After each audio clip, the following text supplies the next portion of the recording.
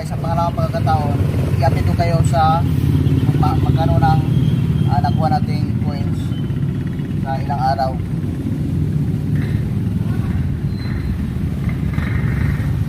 Ito, puno na. Kaya bilangin ko muna kung magkano na to. Ito lahat ay 10 peso coins. Ayan. So, bilangin ko na ito.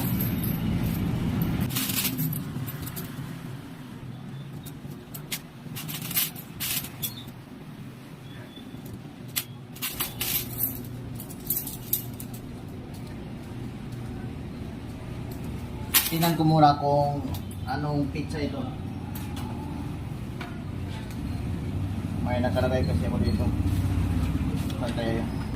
So ito na guys, nabilang ko na lahat. Ito na po yung coins.